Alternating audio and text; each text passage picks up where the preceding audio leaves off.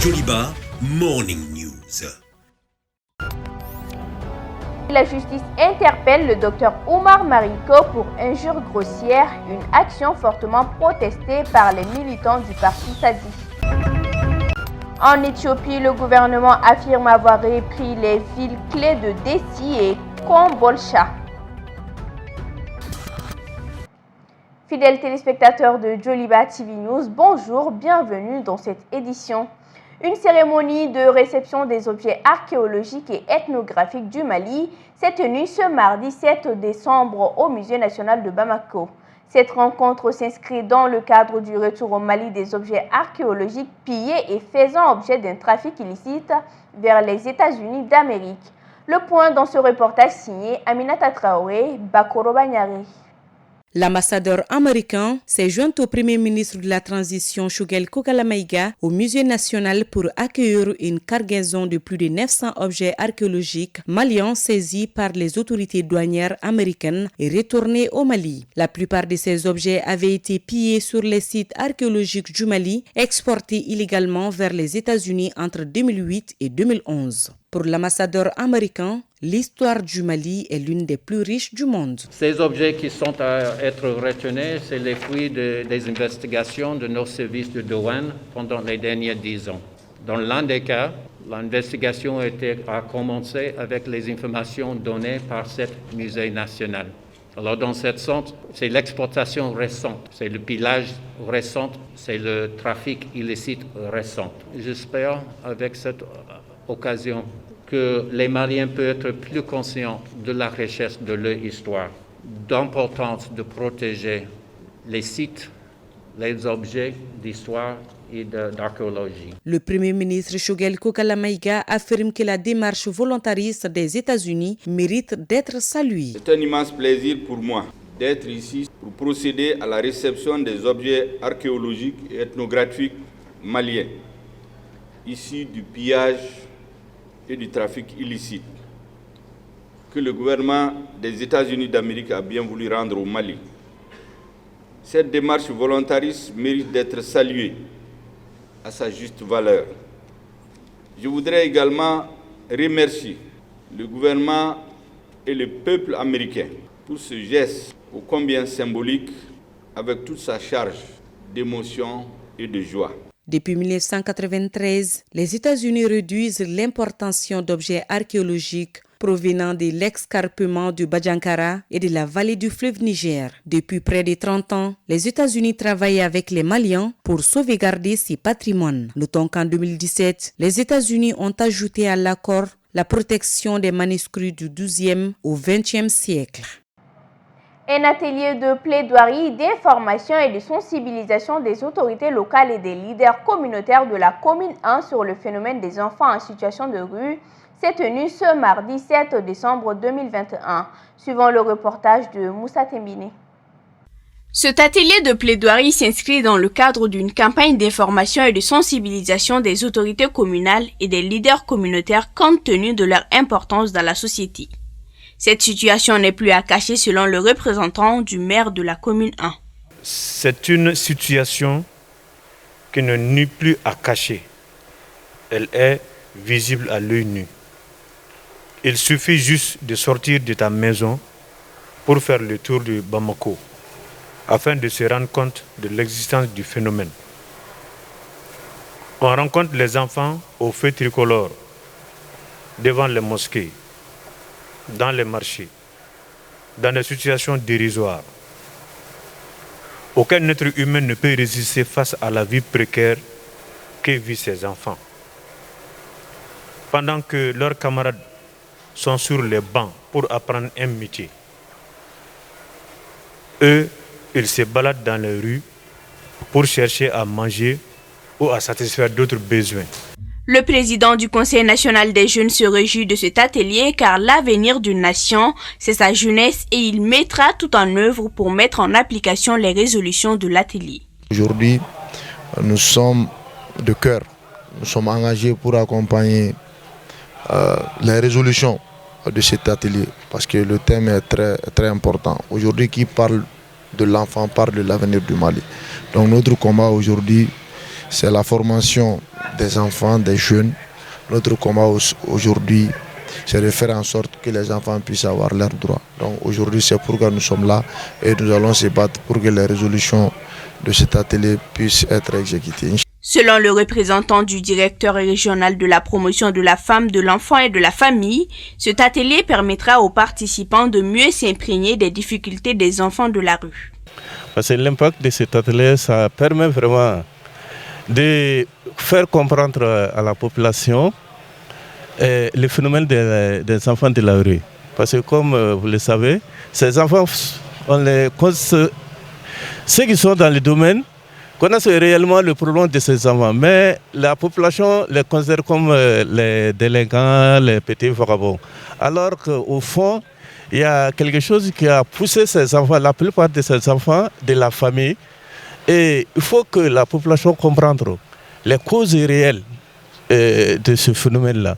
Vraiment, pour ensemble, on peut vraiment essayer de sensibiliser et de corriger vraiment ces enfants. Cette campagne touchera toutes les communes du district de Bamako, selon les initiateurs. La plateforme des habitants de la zone aéroportuaire a tenu son assemblée générale d'information sur la mise en place d'une commission d'enquête sur le dossier de la démolition des habitations. Suivant le reportage. Cette rencontre a pour objectif d'informer les membres de la plateforme du décret pris par le gouvernement en Conseil des ministres pour la mise en place d'une commission d'enquête. Cette commission va diligenter les dossiers de démolition des habitations de la zone dite aéroportière qui était l'une des revendications de la plateforme selon le porte-parole. Nous sortons pour informer l'opinion nationale suite à notre information via les réseaux sociaux, la création d'un décret du décret de la création d'une commission d'enquête qui va siéger sur la situation de la zone aéroportière. Chose que nous avons souhaité depuis la mise en place de cette plateforme auprès des gouvernements. Aujourd'hui, tant bien que pour nous, cette commission a vu le jour en retard, nous remercions et nous félicitons l'initiative de la création de la commission parce que c'était un souhait.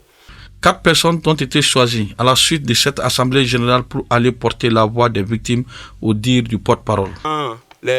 Les informations du décret, il est demandé aux habitants de la zone de déléguer 4 personnes pour représenter les habitants de la zone au sein de la commission. C'est pourquoi cette assemblée générale aujourd'hui, de la plateforme qui regroupe tous les regroupements et les chefferies qui sont concernés par la zone.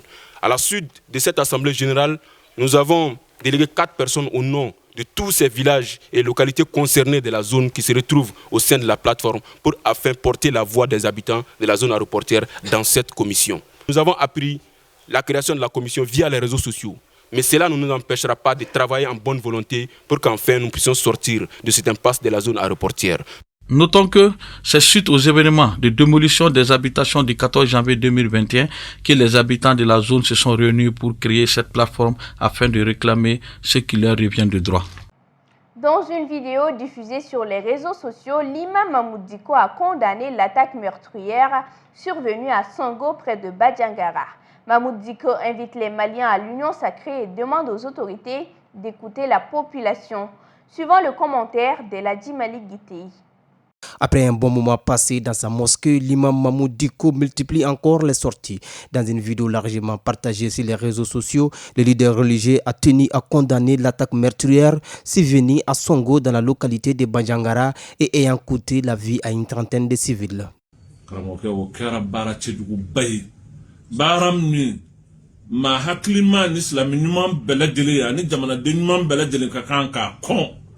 Tout le monde doit condamner le crime odieux qui s'est produit à Songo. Nous devons manifester notre mécontentement. Que cela cesse enfin. L'imam s'inscrit en faux contre l'idéologie des auteurs de cet attentat qui a endeuillé la localité de Badjangara.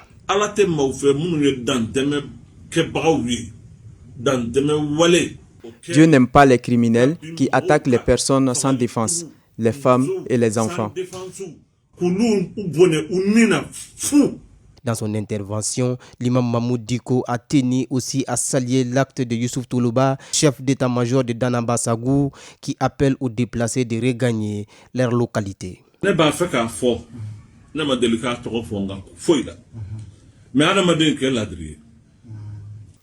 Ce que Youssouf Toloba a dit l'autre jour est honnête. Il a ordonné aux déplacés de regagner leur domicile. C'est un acte salutaire.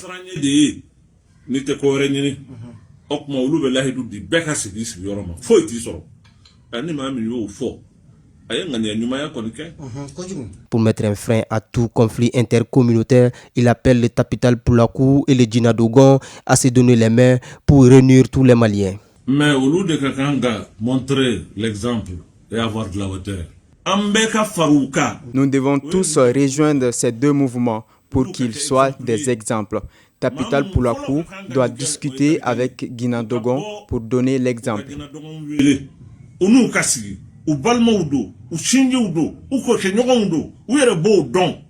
Enfin, il appelle les autorités de la transition à avoir le sens de l'écoute. Vous avez besoin d'écouter les autres. Ce qu'ils vous disent. Parce que vous ne pouvez pas. Moi, je ne peux pas quitter ma mosquée et le lendemain être chef de l'État et penser que bon, moi je connais tout, je peux tout faire. Non. Tu ne connais pas. Tu as besoin d'écouter les autres. Cette sortie de l'imam Mamou Dicko intervient juste une semaine après son appel à la lecture du Coran et à la prière pour le Mali. Lundi 6 décembre 2021, le président du Parti Solidarité africaine pour la démocratie et l'indépendance, SADI, Dr Oumar Mariko, a été interpellé au camp 1 de Bamako, puis placé en garde à vue pour injures grossières contre le Premier ministre de la Transition, le Dr Shogel Kokala Maïga. Une action fortement protestée par les militants de son parti, suivant cet élément de Abdoulaye Koniba Konaté. Injure grossière, c'est le principal motif de l'arrestation du président du SADI, Dr Oumar Mariko, placé sous mandat de dépôt ce mardi 7 décembre après une garde à vue au camp 1 de Bamako. En effet, l'actualité politique malienne a été dominée ces derniers temps par la fuite des enregistrements vocaux. Dans la plupart des cas, les sonores sont enregistrés à l'insu des intervenants. Après celui du Premier ministre qui a enflé la toile la semaine dernière, nous assistons à la fuite d'un autre enregistrement vocal, cette fois-ci de l'opposant Dr Oumar Mariko. Si le vocal du Dr Shogel Kokala Maïga, dépourvu de toute vulgarité et injure, est principalement basé sur les échos du coup d'état de 2012, celui du président du parti SADI est plein d'invectives à l'encontre du Premier ministre. Après la dispersion de cet enregistrement dans lequel on entend l'ex-député de Kolondieba tirer à boulet rouge sur le Premier ministre avec des termes violents, Dr Oumar Mariko s'est tout de suite retrouvé en garde à vue et ensuite derrière les murs de la maison centrale d'arrêt de Bamako. Dans la foulée, ses camarades militants du parti SADI se sont mobilisés contre cette interpellation de leur leader en soutenant dans un communiqué que le régime de la transition s'est engagé dans la restauration de l'ordre ancien par des pratiques et attitudes dignes des années de plombe.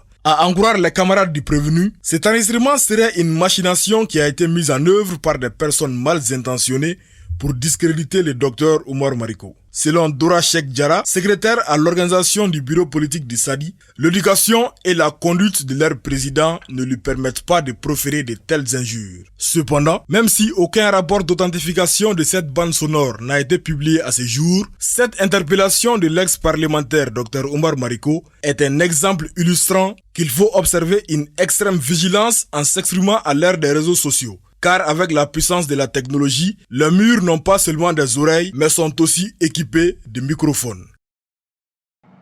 Le président du mouvement Morema a reçu ce mardi 7 novembre 2021 à son siège le président du parti ACRT Faso Kawele. Les deux hommes se sont entretenus sur les questions qui minent la vie de la nation afin de se mettre ensemble pour sortir le Mali. Écoutons leur réaction au micro de Moussa Temine. Nous avons parlé du Mali, de la situation actuelle et de l'avenir de ce pays, de ce que nous pouvons faire ensemble en tant qu'acteurs politiques pour nous sortir de cette situation, pour réconforter notre démocratie qui est aujourd'hui menacée, pour retrouver la place du Mali dans l'espace de la CEDEAO, de l'Union africaine et dans l'espace mondial tout simplement. Parce qu'il est évident qu'aujourd'hui, notre pays ne peut pas vivre en marge du reste du monde. Donc nous avons échangé sur tous les grands sujets politiques du moment et je pense que nous partageons pour l'essentiel beaucoup de choses ensemble qui font que nous allons dans un proche avenir avoir des actions communes à définir ensemble dans l'intérêt du Mali. Le patriotisme n'est pas l'apanage ou en tout cas la pensée de quelqu'un. Je pense que tous les Maliens aiment le Mali. Donc c'est en synergie d'action que nous devrons trouver les voies et moyens pour nous réconcilier avec nous-mêmes et le reste du monde. Et cela doit passer par des valeurs qui sont universelles. La démocratie, la bonne gouvernance doit passer forcément par la légitimation du régime et de sortir de cette situation d'exception dans des conditions apaisées, mais aussi que chacun doit accepter de faire un effort de retenue pour aller à l'essentiel, pour l'intérêt supérieur de notre nation. Nous, Maître l'a dit tantôt, on disait que ce n'est pas une fin en soi. Je pense que la démocratie est devenue une fin en soi parce que les hommes politiques que nous sommes, nous avons tous peur d'exprimer nos idées au risque alors de se trouver dans une situation pas agréable. Donc la démocratie ne peut pas cheminer avec la peur au ventre, avec des situations où la liberté d'expression commence à être une denrée rare. C'est là inacceptable. Donc. Ce lundi 6 décembre, le mouvement Yerewolo debout sur les remparts a tenu un meeting à la Bourse du Travail. Objectif, informer l'opinion sur les sorties du vendredi, samedi et dimanche prochain afin de soutenir les autorités de la transition. Adama Sanogo.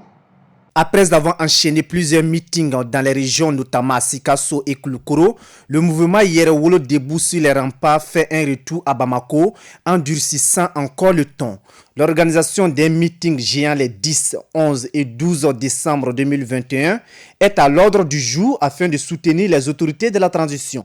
Nous sortirons le vendredi 10 décembre, le samedi 11 décembre et le dimanche 12 décembre parce que nous estimons qu'aujourd'hui, les autorités de la transition sont sur la bonne trajectoire.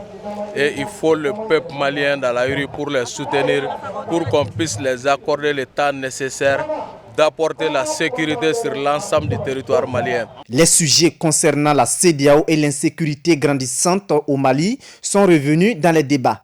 Nous estimons qu'aujourd'hui, nous faisons face à une situation très complexe. Et ça fait 10 ans que nous sommes dans la guerre. Et cette guerre a été imposée de l'extérieur sur le Mali. Et il faudrait que nous ayons des dirigeants courageux. Et c'est là, la CEDEAO se met malheureusement au service de la France pour essayer d'imposer son dictat sur le Mali. Nous disons non à cela. Nous sommes un peuple debout, nous sommes très loin d'être un peuple soumis. Cette lutte sera menée jusqu'à ce que la CEDEAO renonce à certaines sanctions à l'endroit du Mali, soutient Dr Alaï Bokoum, président de la Convention pour le Mali CPM. On a décidé de sortir le 10 et certainement beaucoup vont rester le 11 et le 12 jusqu'à la décision des chefs d'État de la CEDEAO. Et les chefs d'État de la CEDEAO ne parviennent jusqu'à présent pas à comprendre que ce qui se passe au Mali va se passer chez eux un à un et qu'ils ont intérêt à respecter le bon vouloir du peuple malien. Ce meeting du mouvement Yerewolo debout sur les remparts a été aussi marqué par les prières pour le retour de la paix au Mali. L'image du jour nous amène à la découverte de Siwa Oasis en Égypte. Siwa est une oasis de l'ouest de l'Égypte, proche de la frontière libyenne et à 560 km du Caire. Elle est la plus septentrionale des oasis égyptiennes, s'abreuvant sur les nappes souterraines à 300 km des côtes méditerranéennes de Marsa Matruh. Peuplée de près de 33 000 habitants, on la sait occupée depuis la haute antiquité, sans être certain de la continuité de cette occupation. Située dans une dépression rendue fertile par le jaillissement de quelques centaines de sources artésiennes et d'un travail humain continu, Siwa est une bordure directe du plateau du désert libyque. De fait, le plateau de calcaire souvent coquillé et des enselbergs issus de son érosion le long des dunes de sable créent des reliefs. Depuis plus de 2000 ans, le nom de l'oasis de Siwa est associé à celui d'Alexandre le Grand. En effet, c'est au temple d'Amon, au cœur de cette oasis, qu'en 331 avant notre ère, l'un des plus célèbres oracles de l'Antiquité méditerranéenne vient confirmer la nature divine d'Alexandre, déclaré fils du dieu Amon, le confortant dans son statut de pharaon. À présent, l'actualité internationale avec Siran Douba. Le gouvernement éthiopien affirme avoir repris les villes stratégiques de Dessie et Kombolcha, dans le nord du pays, plus d'un mois après que les rebelles tigréennes ont revendiqué sans être emparés. Hier,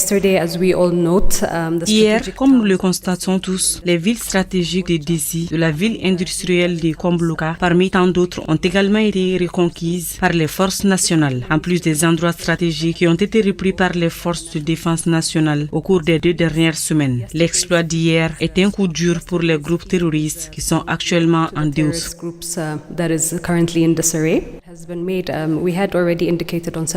Nous avons déjà indiqué à plusieurs reprises que l'état d'urgence ne vise aucun groupe particulier de personnes sur la base de leur identité ethnique ou de toute autre forme de catégorie protégée à laquelle elles appartiennent. Alors insinuer que c'est le cas à cet égard est mal visé. Insinuer qu'il est ainsi est mal visé, non seulement mais aussi perpétuer un récit destructeur. L'universitaire béninois Joël Aivo, arrêté après la présidentielle d'avril 2021, a écopé mardi de 10 ans de prison dans un procès pour trahison. Dernière condamnation d'un opposant politique au Bénin où la justice est accusée de servir les intérêts du pouvoir. Plusieurs libérations de détenus ces dernières semaines lui ont donné un peu d'espoir. Mais il fut de courte durée. L'opposant béninois Joël Aivo, professeur de droit dont la candidature à la présidentielle d'avril 2021 avait été rejetée, a été condamné dans la nuit du lundi 6 au mardi 7 décembre à 10 ans de réclusion criminelle et 45 millions de francs CFA d'amende, quelques 68 000 euros. C'est une parodie de justice. C'est une parodie de justice et ce verdict est dénié de tout bon sens qui caractérise le droit, puisque c'est connu de tous que ceux dont ils sont accusés, toutes ces accusations, tous ces éléments ne sont pas fondés, donc tout ce qui s'est passé hier prouve à suffisance qu'on n'a pas une justice crédible au Bénin. Prouve à suffisance que on n'a pas une justice crédible au Bénin. Des images de la prison centrale de la capitale burundaise Gitega calcinée après avoir été ravagée par un violent incendie, tuant 38 personnes et en blessant 69 autres, selon un bilan officiel communiqué par le vice-président Prosper Bazombanza. Plusieurs témoins ont indiqué à l'AFP que le feu avait totalement calciné certaines parties de cette prison surpeuplée qui abritait 1539 détenus pour 400 places fin novembre. Selon ces témoins qui ont décrit d'immenses flammes, le feu s'est déclaré vers 4 heures pile, surprenant les détenus dans leur sommeil. Nous nous sommes mis à crier que nous allions être brûlés vifs lorsque nous avons vu les flammes qui montaient très haut. Mais les policiers ont refusé d'ouvrir les portes de notre quartier en disant « ce sont les ordres que nous avons reçus », a raconté l'AFP un détenu par téléphone. Je ne sais pas comment j'en ai réchappé, mais il y a des prisonniers qui ont été brûlés totalement, a-t-il affirmé. En fin de matinée, le vice-président Prosper Bazombanza et 4 ministres intérieur et sécurité publique, justice, santé, solidarité se sont rendus sur place, tandis que la presse avait été tenue à l'écart du site par un important déploiement de militaires et policiers.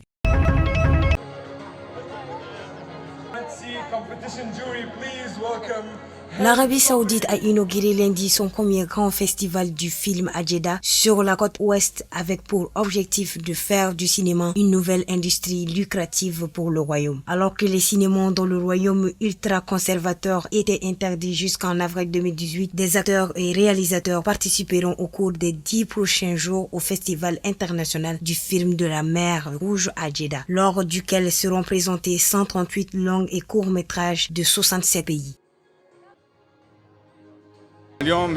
C'est un moment historique. Nous sommes très heureux du lancement de la première édition du Festival international du film de la mer Rouge dans la ville historique de Jeddah aujourd'hui. Cette ville qui figure sur la liste du patrimoine national de l'UNESCO témoigne d'un grand soutien aux artistes saoudiens. Je suis tout simplement heureux qu'il organise un festival de films ici. Je pense qu'un festival de films est un excellent moyen de rassembler les gens. Je vais parler en tant que femme saoudienne. Voir un film VHS était un rêve. Alors imaginez ce que nous ressentons en participant à cet événement pour le cinéma. Bien sûr, le cinéma nous donne une voix et rend le monde plus proche de nous et nous rapproche du monde. Je suis heureuse que nous ouvrions une nouvelle page de civilisation. Rouge, c'est effectivement le premier festival de cinéma. Ça s'inscrit dans un contexte où l'Arabie Saoudite s'ouvre culturellement depuis quelques années. Le cinéma, on le sait, c'est un puissant vecteur d'influence et j'ai eu moi-même l'occasion de rencontrer de nombreux réalisateurs saoudiens depuis 1 an que je suis en Arabie Saoudite. Honnêtement, j'ai une sensation bizarre et mon cœur bat la chamade. J'essaie de me calmer autant que possible. Je suis très heureuse de cet événement et j'espère que nous deviendrons internationaux. Honnêtement, j'ai l'impression de rêver depuis qu'ils m'ont dit qu'il y avait un festival de cinéma en Arabie Saoudite pour la première fois et qu'ils m'invitaient. Je suis extrêmement heureuse. C'est aussi l'occasion de rencontrer de nombreux réalisateurs saoudiens. L'industrie du cinéma dans le royaume est en plein essor avec de nombreux tournages dans le pays et un bond de la consommation de films. Le box-office annuel du royaume pourrait atteindre 950 millions de dollars, 839 millions d'euros d'ici 2030, selon un rapport du cabinet de conseil PricewaterhouseCoopers. La Chine a dénoncé mardi le préjugé idéologique et les intentions malveillantes des États-Unis après la décision de Washington de boycotter diplomatiquement les Jeux olympiques d'hiver de Pékin en février prochain. Les États-Unis enverront leurs athlètes, mais aucun représentant diplomatique aux Jeux olympiques 2022 en réponse aux violations des droits de l'homme par la Chine, a annoncé lundi la Maison-Blanche, faisant des mises en garde chinoises. Avec ce boycott, aucun représentant du gouvernement des États-Unis n'assistera aux Jeux olympiques ou paralympiques, mais les athlètes américains, eux, participeront bien aux compétitions. La 4e édition du festival de rap Festi Hip Hop Rapou Dorokou a officiellement démarré ce lundi au Palais de la Culture. Des formations, des panels de discussion, une compétition et des concerts géants sont au programme de cette 4e édition. Quelle alternative pour un Mali réconcilié est le thème de cette édition. Youssouf Kone. Co-initié en 2018 par le rappeur malien Master Soumi et son manager Doni Brasco, le Festi Hip Hop Rapou Dorokou se tiendra pour la 4e fois à Bamako du 6 au 12 novembre 2021. Le Festi Hip Hop Rapou Dorokou se veut un tremplin pour le rap malien, un espace d'y donner et de recevoir. Le festival témoigne surtout de la volonté de ses initiateurs de former et d'encadrer les jeunes rappeurs maliens. C'est avec beaucoup d'amertume que moi et mon coéquipier ont remarqué que certains jeunes rappeurs maliens s'adonnent à l'apologie de la délinquance, des injures et vont jusqu'à faire la promotion de l'alcool et de la drogue. C'est bien entendu l'une des raisons principales pour nous d'initier cet espace de rencontre hip-hop pour les sensibiliser et circonscrire ces fléaux avant que notre jeunesse ne se retrouve dans une perdition totale. Prisé au Mali notamment par la jeunesse, le rap se dresse aujourd'hui comme un vecteur fédérateur qui, selon le ministre de la Jeunesse et des Sports Moussa Ag Atayer, peut jouer un rôle prépondérant dans la consolidation de la paix et du vivre ensemble. La musique, mais surtout le rap, constitue un aspect, un élément fédérateur de la jeunesse mondiale, africaine et particulièrement malienne. Autour du rap, les jeunes se retrouvent. À travers le rap, les jeunes véhiculent des messages. C'est pourquoi je tiens à féliciter les organisateurs pour la mise en œuvre de la 4e édition du Festi Hip Hop. Le projet d'Onkoni Maya de la coopérative allemande GIZ est l'un des partenaires phares du Festi Rapou Dorokou depuis ses débuts. La constance de ce partenariat n'est pas fortuite. Je dirais que le festival Rapou Dorokou est devenu une institution ici au Mali. À travers le hip-hop, on adresse des thèmes, des problèmes pertinents. Et je pense que cette 4e édition, évidemment, a un thème qui est extrêmement important pour la société, pour la jeunesse du Mali. Comment trouver la réconciliation dans votre pays, c'est le grand thème. Et c'est clair aussi que c'est la jeunesse qui peut et qui devrait donner des réponses.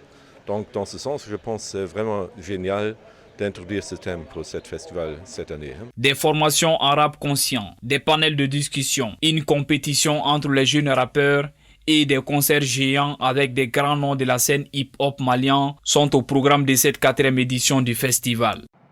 Fidèles téléspectateurs, c'est la fin de cette édition. Merci à vous de l'avoir suivi. Excellente suite de programmes sur Joliba TV News.